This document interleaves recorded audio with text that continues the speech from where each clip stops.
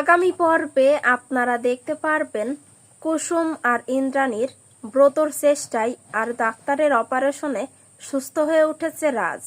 রাজ সুস্থ হয়ে বাড়িতে ফিরে এসেছে। বাড়ির গেটে সে দাঁড়িয়ে আছে, বাড়ির অন্যরাও দাঁড়িয়ে আছে।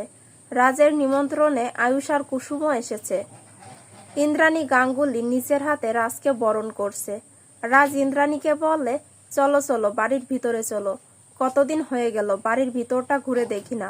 এরপরে সবাই মিলে চলে যায়, কিন্তু আয়ুষ আর কুসুমের দিকে কেউ ফিরেও তাকায় না।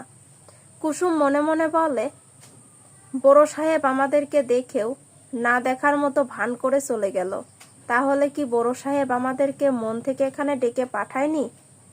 সবাই চলে যায় আর আয়ুষ আর কুসুম মন খারাপ করে বাড়ির বাইরেই দাঁড়িয়ে থাকে। তো বন্ধুরা, এই ছিল আজকের আগামী পর্বের আপডেট। কেমন লাগলো কমেন্টে জানিয়ে দেবে। পরবর্তী আপডেট দেখার জন্য চ্যানেলটি সাবস্ক্রাইব করো।